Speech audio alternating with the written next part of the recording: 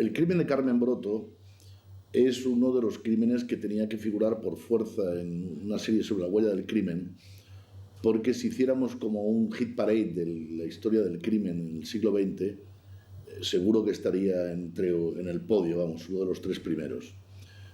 Es un crimen que tiene todas las características para no solamente apasionar a la opinión pública por las circunstancias, la persona, la forma en la que ocurrió, sino incluso llega mucho más lejos. Es un crimen con un trasfondo político impresionante que en otros 2 países donde ocurrió crímenes muy parecidos provocó hasta caídas de gobierno.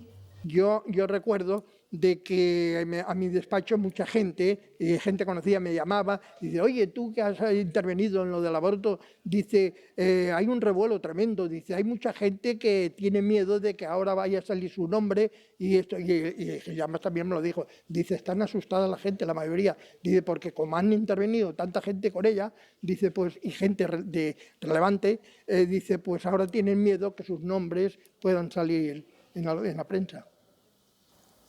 Yo cuando me enteré que la habían matado, entonces que la habían matado unos, piensas que son unos para robarles. Después piensas, no, yo creo que es aquel, no sé cuánto, no, será el querido de ella, que se ha cansado de pagar y que salga con este y salga con el otro.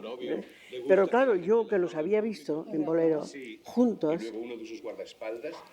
y sí revueltos, porque iban revueltos, no tenía por qué, ¿comprendes? Entonces resulta que fueron otros que tú no los veías con ella. No eran de los que iban con ella a los sitios, por lo menos. Pero cuando necesitas algo... Esto representó, pues, una gran conmoción en ciertos medios barceloneses relacionados con los señores que mantenían al Navarro, relacionado con otros señores para quienes, al parecer, Carmen hacía algunas exhibiciones psicalípticas, como se decía entonces, que se hacían en petit comité con gente muy seleccionada. Se habló de varios títulos de Barcelona que estaban metidos un poco en todo esto, y indudablemente, inmediatamente, la gente pensó, aquí esto puede estallar y vaya a saber hasta quién va a salpicar. Claro, en aquel entonces, los reporteros que hacían la crónica de sucesos eran tremendamente cuidadosos en dar nombres, porque incluso hubo un detalle, ellos alquilaron un coche en el garaje Astoria, que alquilaba coches sin chofer, y la persona que les avaló atendía a las iniciales E.S. Y este señor era Esteban Sala, hombre muy acreditado en la restauración barcelonesa, donde tenía 3 o 4 establecimientos. Había una censura tremenda.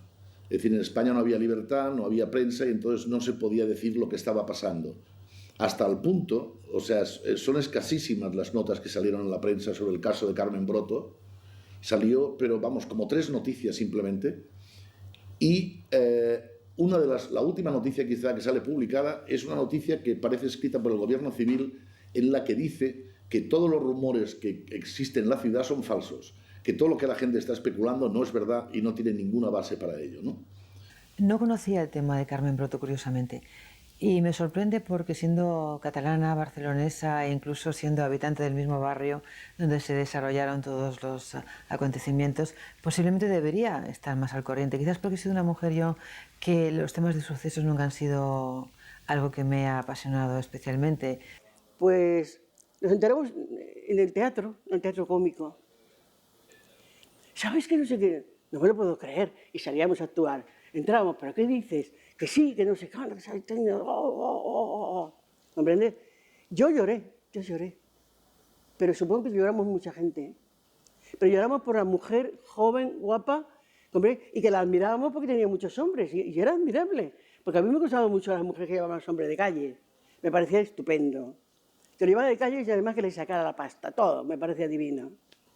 Dios mío, estábamos hablando de mi barrio.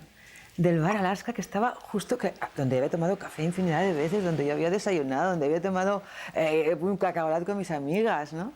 Y hablando de la calle Legalidad, donde mi padre taxista de Barcelona, ha fallecido ahora hace unos meses, desgraciadamente, un mes y medio, mi padre ponía su gasolina o su gasoil todas las mañanas cuando salía de casa. Y de repente me encontré envuelta en esa historia que me resultó tan extraordinariamente apasionante, porque de repente me encontré con una historia macabra, angustiosa, turbia, muy escabrosa, pero que había transcurrido en las mismas calles donde yo había vivido, y eso yo creo que me impresionó mucho, realmente. Conocía tantas cosas del submundo sexual de Barcelona, de los vicios, de lo que hacía la gente de poder, que en un momento determinado que se vio apartada de este grupo, porque perdió los favores de su amante era un industrial muy famoso en aquellos momentos, Muñoz Ramonet, eran los hermanos Muñoz, que los hermanos Muñoz eran unos extraperlistas que eran como los dueños de Barcelona, llegaban a los lugares, llegan los hermanos Muñoz y les cedían los sitios, levantaban a gente de los restaurantes para que ellos se sentaran, iban a Bolero cada noche, que tenían su palco, sus botellas de champán.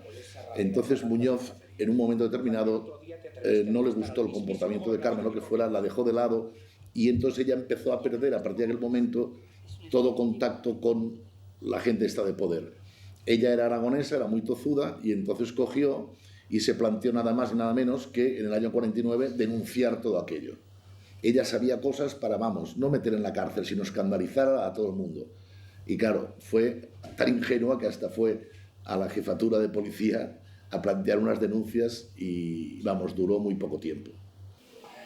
Tuvo la desgracia de relacionarse con esos sujetos que son el eslabón entre el gran mundo y los bajos fondos, que fue el caso pues de el Viñas, que era su amante, y del navarro Manau, que era amante de varios grandes señores de Barcelona. Y como que el Manau comunicó a los señores que le mantenían, que le daban una subvención mensual a cambio de sus favores, pues les confesó que iba a casarse. Y entonces estos señores le dijeron, pues si te casas, se acabaron las subvenciones. Y el tío se encontró al descubierto, porque él tenía novia, quería casarse, y claro, él contaba con el dinero que le daban los otros. Pues ya puedes darte prisa.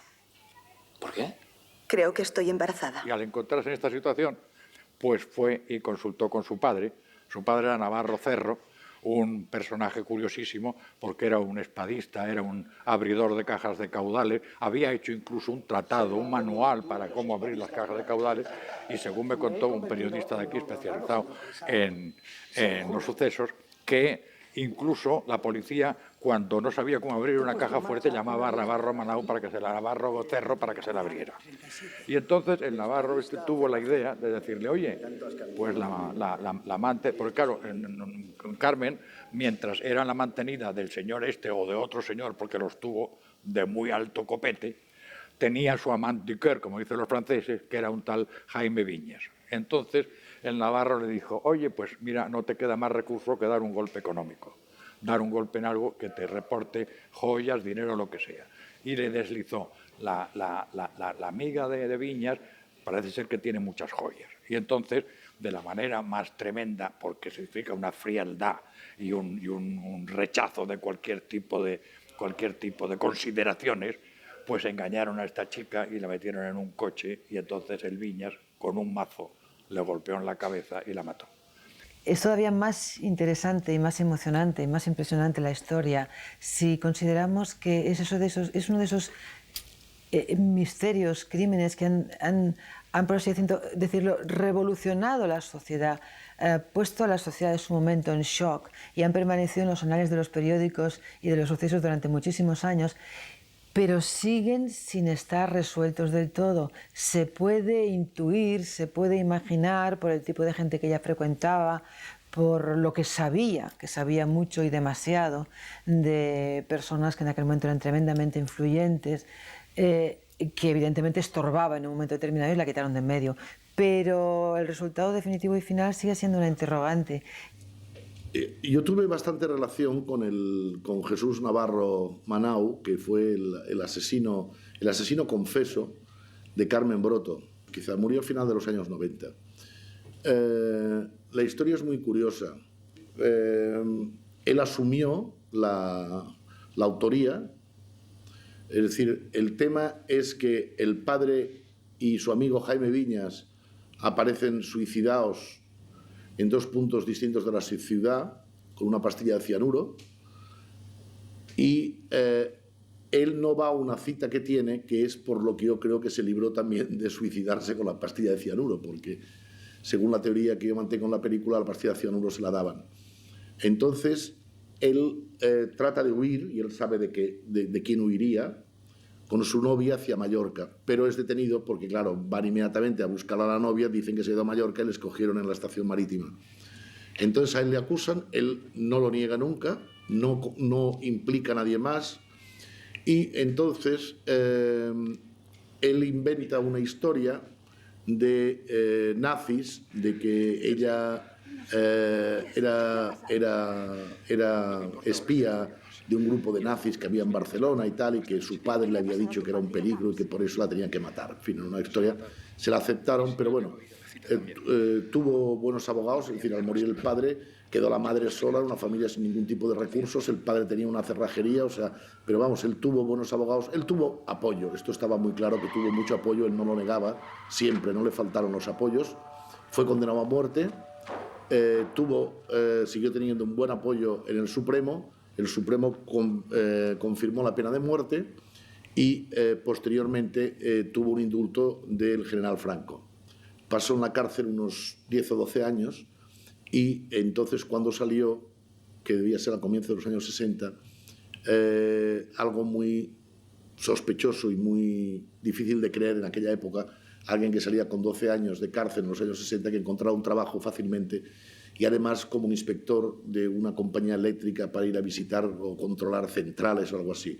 Un trabajo que le dio un dinero, él murió, él tenía 2 pisos en Barcelona y un apartamento en Sitges, o sea, a él nunca le faltó el dinero y realmente trabajó siempre, vivió del trabajo de inspector eléctrico. Y es muy curiosa cómo apareció él públicamente, porque en Barcelona, en un programa de la SER, Radio Barcelona, estaban entrevistando a un escritor argentino que se llama Alberto Sperati, que escribió un libro sobre el tema que se llama El crimen de la calle Legalidad. Y entonces el programa era un programa abierto de llamadas, se produjo una llamada y el que llamaba le dijo a Sperati que de dónde había sacado los datos que manejaban el libro. Entonces el escritor le dijo que le había consultado a mucha gente, que había visto archivos, el sumario, tal, no sé qué. Y entonces el otro dijo, pues perdone que le diga que usted no tiene ni idea de este tema, no sabe de lo que está hablando y yo sé muchísimo más que usted. Y entonces le dije, bueno, pero ¿con quién hablo yo? Digo, ¿con quién habla usted? Usted habla con el asesino de Carmen Broto. Y entonces se identificó así por radio, que fue una cosa muy melodramática. A partir de ahí entonces quedaron, le hizo un reportaje, interview, en el que no aparecía la cara de él, o sea, aparecía de espaldas y tal, pero en el que hablaba, en fin, no contaba gran cosa. Es que el tema es que nunca llegó a contar, es otro de los casos en el que murió sin contar jamás, es decir, qué es lo que había ocurrido. Yo le conocí entonces a raíz de que él hizo una novela, un libro, escribió un libro de memorias que es curiosísimo leer, pero que no tenía una base para publicarse, porque es decir, en lo que es la materia del tema es muy curioso, porque habla de todo el mundo y habla de las cuestiones de lo que bebían y dónde iban, para arriba y para abajo, pero del tema central no lo toca. Con Juan Marsé, que es gran aficionado al tema de Carmen Broto. Entonces Juan Marsé me lo envió a mí, yo hablé con él.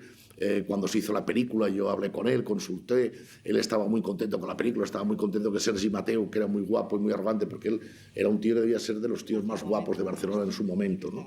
Entonces hicieron la película le gustaba mucho y bueno, pues tuve una relación con él pues, durante años curiosa, en la que pude enterarme de cosas que rodeaban el tema, pero nunca de entrar, ¿no? Por ejemplo, él constantemente negaba que fuera homosexual.